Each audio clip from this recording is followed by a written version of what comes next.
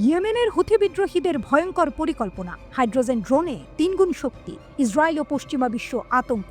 ইয়েমেনের হুথি বিদ্রোহীরা এমন এক প্রযুক্তির দিকে এগোচ্ছে যা তার শত্রুদের কাঁপিয়ে দেবে। হাইড্রোজেন চালিত ড্রোন 3 গুণ বেশি শক্তিশালী, লোহিত সাগর থেকে আকাশ, কোথাও নিরাপদে থাকবে না যুক্তরাষ্ট্র ও তার মিত্র ইসরায়েল।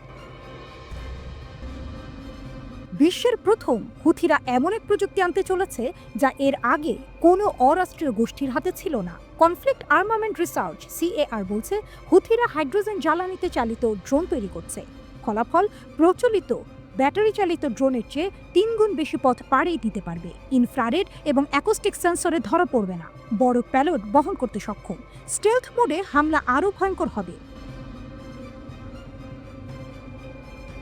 ইয়েমেনের আন্তর্জাতিকভাবে স্বীকৃত সরকারের অনুগত বাহিনী এক বিশাল চালান আটক করেছে। ভেতরে কি ছিল? অক্সিজেন নামে ভুল লেভেল লাগানো হাইড্রোজেন সিলিন্ডার, হাইড্রোজেন ফুয়েল সেলের ট্যাঙ্ক, শত শত বাণিজ্যিক ড্রোন। CAR বলছে উদ্ধার হওয়া নথিতে স্পষ্ট প্রমাণ মিলেছে চীন থেকে আনা এসব উপাদান হাইড্রোজেন চালিত ড্রোনের জন্য। ইসরায়েল যুক্তরাষ্ট্র কাঁপছে। এই প্রযুক্তি সফল হলে হুথিদের শক্তি লাফিয়ে লাফিয়ে বাড়বে। মার্কিন যুক্তরাষ্ট্র এবং ইসরায়েল এখন টেনশনে।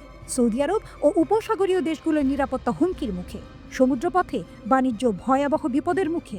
নীরবে আঘাত। CAR এর ভাষায় এই প্রযুক্তি অত্যন্ত বিপজ্জনক। হাইড্রোজেন মোটর অনেক বেশি নীরব, প্রচলিত ডিজেল বা পেট্রোল ইঞ্জিনের চেয়ে কম শব্দ করে। স্টেলথ প্রযুক্তির জন্য অনেক বেশি কার্যকর। হুথিদের লক্ষ্য কি? হুথি বিদ্রোহীরা ইরানের প্রতিরক্ষের অক্ষের অন্যতম গুরুত্বপূর্ণ সদস্য। গাজায় ইসরায়েলি আগ্রাসন বন্ধে 2023 সালের নভেম্বর থেকে তারা ইসরায়েল সংশ্লিষ্ট জাহাজে হামলা করছে। যুক্তরাষ্ট্রের রক্তচক্ষুও দমাতে পারেনি ইয়েমেনের সামরিক বাহিনীকে। মার্কিন যুক্তরাষ্ট্রের একের পর এক MQ-9 রিপার ড্রোনে গুলি করেছে তারা।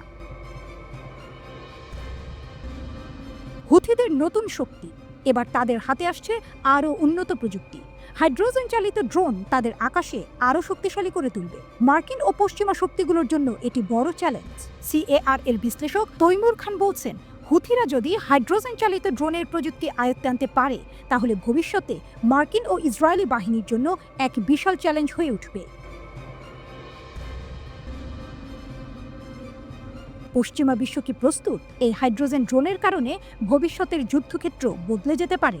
হুথিরা আরও দূর দূরান্তে লক্ষ্যবস্তুতে হামলা চালাতে পারবে। তারা নজরদারির জন্য এগুলো ব্যবহার করতে পারবে। হুথিদের হাতে যদি এই প্রযুক্তি আসে তাহলে মধ্যপ্রাচ্যের ক্ষমতার ভারসাম্য নড়ে যাবে।